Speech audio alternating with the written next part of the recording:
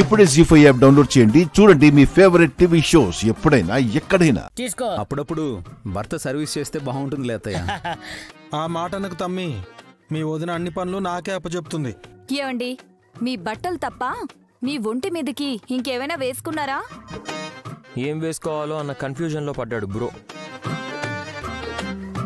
అదో తిక్కది, ఏం మాట్లాడుతుందో అర్థమే కాదు.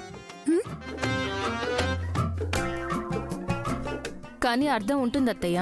బరువు బాధ్యతలు కూడా భుజాన్న వేసుకోవాలని అంటుంది. డమ్మో డమ్మ. ఓం నమ శివాయ.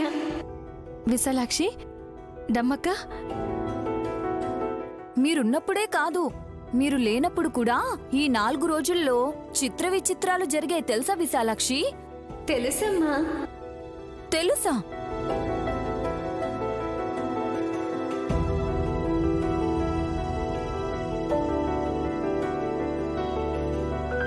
అమ్మకి తెలియందెప్పుడు?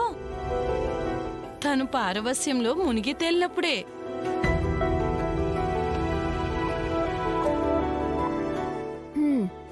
ఇలాంటి కబుర్లు చెప్పి కాలం గడిపేయండి. వెళ్ళిన ఊళ్ళో ఉత్సవాలైపోగానే ఇక్కడికొస్తారు తిండి కోసం. నోర్మయ్, ఏంటా మాటలు? నిజం నిష్ఠురంగానే ఉంటుందక్కా. ఏమీ చూడకుండా వినకుండానే అన్నీ తెలుసనగానే అవునా అన్నట్టు మీరు అమాయకంగా నోరు తెరిస్తే నోట్లో పెడతారు తెచ్చిన ప్రసాదం.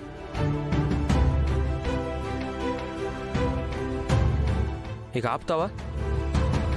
చిన్నపిల్ల తనకన్నీ తెలుసు అంటే నీకేంటి బాధ? ఏది మచ్చుకి ఒకటి చెప్పమనరా, నిన్నేం జరిగిందో.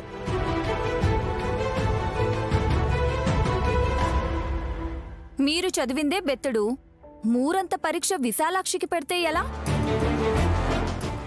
లేదు లేదు, ఇలాంటి గమ్మత్తు ప్రశ్నలు అడిగినప్పుడు చిన్నపిల్లలు చెప్పే సమాధానాలు వినడానికి ఇంపుగా ఉంటాయి హాసిని.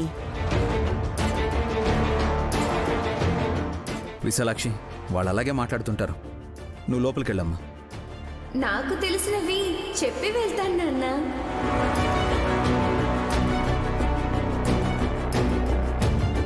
శివాష్టకం, గాయత్రి మంత్రం, అష్టోత్తర నామావళి ఇవి తెలుసని చెప్పకు. అమ్మా, ముందు సోదరం చెప్పు నువ్వు. డమ్మో డమ్మ.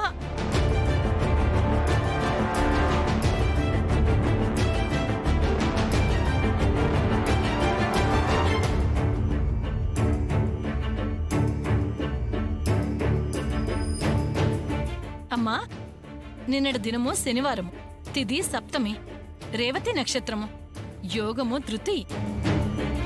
పసిబిడ్డ ఉల్లుచి పాదాలకైన గాయాన్ని నయం చేయాలని వచ్చిన నాగులమ్మను అవమానించి ఉంటారే.